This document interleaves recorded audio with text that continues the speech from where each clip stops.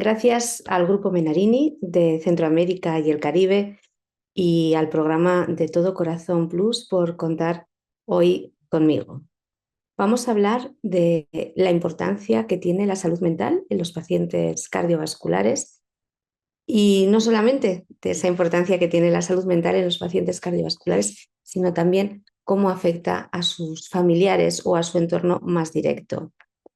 La salud mental es importante desde el momento del diagnóstico, pero a mí me gustaría ir un poquito más atrás y ver cómo afecta pues, el estrés, que sin lugar a dudas forma parte de la salud mental como factor de riesgo en la enfermedad cardiovascular. Normalmente, nosotros no somos conscientes de que tenemos estrés. Suele ser nuestro entorno más próximo los que nos advierten de que vamos demasiado rápido por la vida. Y ese estrés lo que nos ocasiona al final es una enfermedad cardiovascular, un infarto, una angina de pecho, porque el estrés mantenido en el tiempo es algo nocivo para nuestra salud. El estrés en sí no es malo. De hecho, imagínense que vamos a cruzar una calle, si viene un camión y vemos que nos va a pillar, y no nos estresamos y no ponemos remedio, empezamos a correr, este camión va a venir y nos va a atropellar. El estrés está bien como una respuesta en un momento determinado, pero cuando este estrés lo vamos manejando a lo largo del tiempo y esto nos ocasiona, que muchas veces notamos, palpitaciones, excesivo mal humor en algunas ocasiones y que nuestra vida, pues como solemos decir a veces, no nos da de sí, necesitamos más horas a lo largo del día y esto lo mantenemos a lo largo de 1, 2, 3 meses, esto significa que tenemos estrés. Con el estrés que hacemos, que nuestro corazón bombee más deprisa. Si nuestro corazón bombea más deprisa, también nos sube la presión arterial. Y todo esto contribuye a que generemos una enfermedad cardiovascular. Claro, ustedes me dirán, sí, ¿y cómo controlamos ese estrés? Pues es importante, sobre todo, yo les daría una recomendación. Y es algo tan sencillo y que muchas veces se nos olvida, como es dar gracias por lo que tenemos y por lo que vamos a tener. Y me explico. Si damos gracias por lo que tenemos, ya empezamos a tener conciencia de todo lo que nos rodea. Y si damos gracias por lo que vamos a tener, ya estamos trayendo algo positivo a nuestra vida. Y esto va a hacer que nuestros niveles de estrés desciendan de manera considerable. ¿Han dado gracias alguna vez? Prueben a hacer esta técnica. Cada día cuando se levanten, den gracias por lo que tienen y por lo que van a tener. Y les aseguro que su actitud va a ser distinta a lo largo del día. Nuestra actitud frente al estrés va a ser fundamental y decisiva para que mejoremos estos síntomas. Y además vamos a mejorar nuestra convivencia con el entorno que tenemos. ¿Qué sucede cuando no hemos sido capaces de controlar alguno de estos factores de riesgo cardiovasculares que todos ustedes saben y nos encontramos con un episodio cardiovascular? La primera pregunta que nos hacemos siempre es, bueno, ¿y por qué me ha tocado a mí tener esta enfermedad cardiovascular? ¿Por qué a mí? Lo siguiente que hacemos es pensar, me han dicho que haga vida normal, pero yo hacía vida normal y esto me ha sucedido. Lo tercero es, mi vida ha cambiado totalmente y tenemos incertidumbre hacia ese futuro que nos espera. Y lo cuarto, y muchas veces lo hacemos, es no expresar nuestros sentimientos, no contar cómo nos encontramos. Y esto genera pues que nuestro entorno no sabe realmente cómo actuar con nosotros. Nosotros tratamos todos los días, y en mi caso concreto, en mi consulta, pacientes que ya tienen una enfermedad cardiovascular y ellos te dicen que no necesitan apoyo emocional, que se encuentran muy bien. Pero cuando indagamos un poquito más allá en estas personas, vemos que todos llevamos una mochila. Y si no hemos sido capaces de gestionar esta mochila, eso es un principio de un estrés. Y ahora, si hemos tenido ya un episodio cardiovascular, tenemos que aprender a gestionar ese estrés para evitar una recaída. Lo primero que vamos a necesitar es ser capaces de priorizar en nuestra vida. Y fíjense, muchas veces ponemos por delante nuestro trabajo, nuestra familia, y se nos olvida ponernos a nosotros en el primer lugar.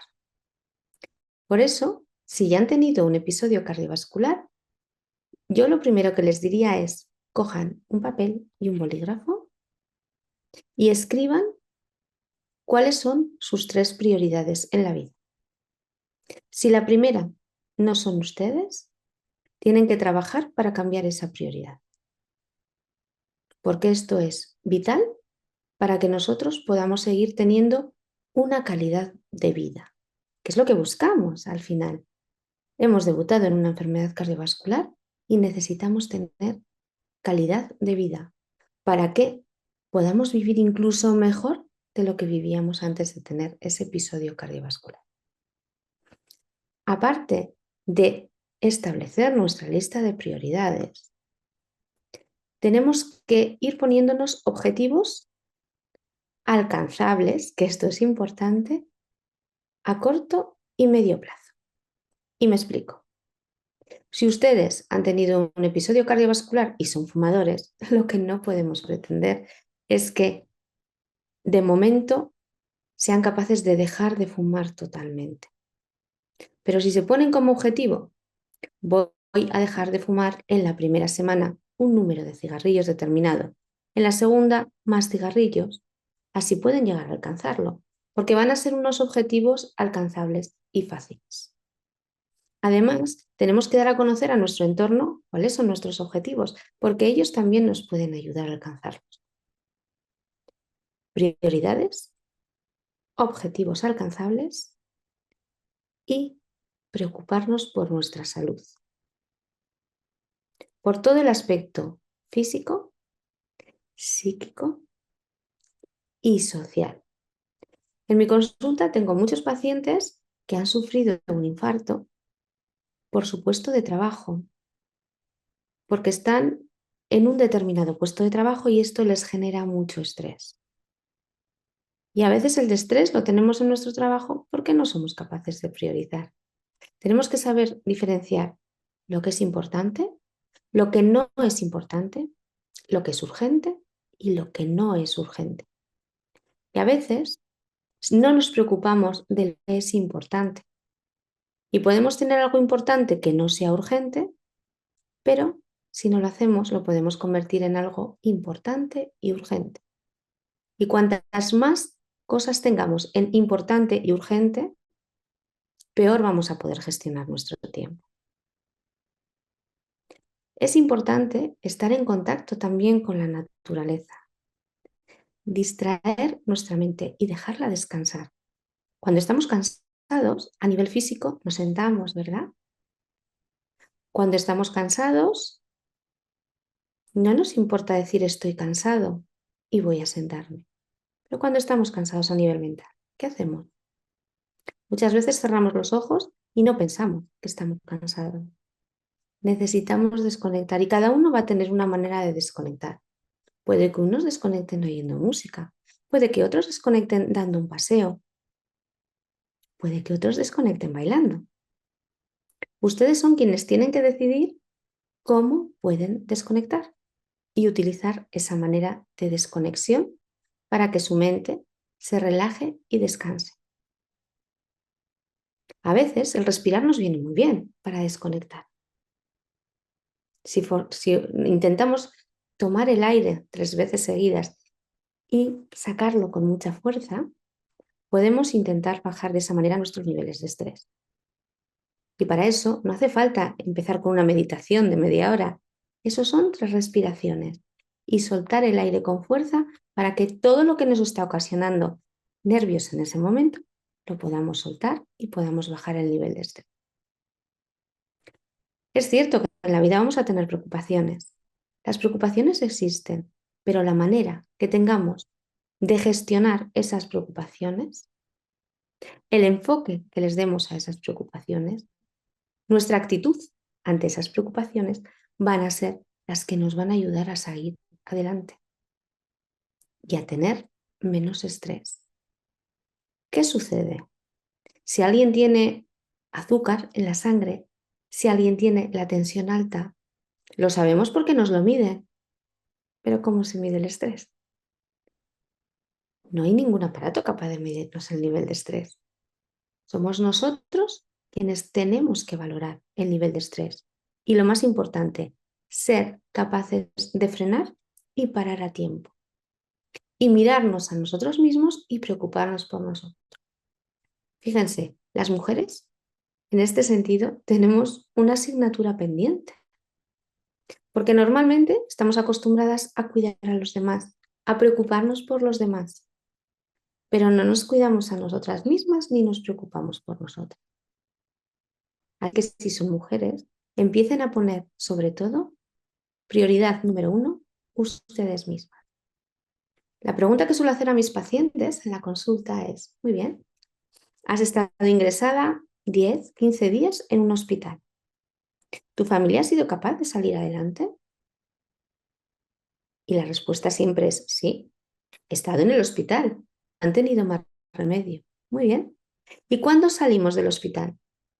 ¿Por qué queremos volver a encargarnos de todo?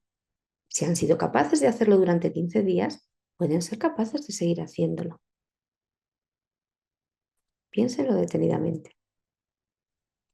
Si nosotras no nos cuidamos, no vamos a poder cuidar a los demás. La salud mental es muy importante en la enfermedad cardiovascular. ¿Y qué remedios tenemos? Por un lado, trabajar nosotros mismos. Pero por otro lado, es importante compartir experiencias con pacientes que ya han pasado por esa situación.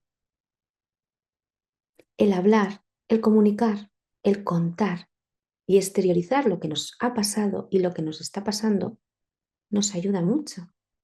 Porque si no, todo eso nos lo quedamos para nosotros mismos, se queda dentro. Y así no conseguimos mejorar nuestra calidad de vida. Por eso los grupos de autoayuda en las asociaciones de pacientes son importantísimos. Porque muchas veces podemos estar nerviosos porque a nivel físico notamos un dolor en el pecho o nos han colocado un marcapasos y noto molestia. Pero si hablamos con otra persona y nos dice, no te preocupes, eso es habitual, a mí también me pasa, nuestros niveles de estrés bajan mucho. Por eso necesitamos comunicarlo, necesitamos hablarlo. Y qué mejor que hacerlo con personas que ya han pasado por esa experiencia de vida. Y también comunicar a nuestros familiares cómo nos sentimos, cómo nos encontramos. Porque se tienen que fiar de lo que les decimos. Ellos no están en nuestro organismo. Ellos no saben si hoy estamos tristes, si estamos alegres. Porque además la enfermedad cardiovascular causa muchos altibajos a nivel emocional. Y un día nos podemos encontrar muy contentos y al día siguiente podemos estar tristes y no sabemos realmente por qué. Si nosotros comunicamos a nuestro entorno, mira, hoy tengo un día horrible, o sea, mejor me digáis lo menos que me podéis decir.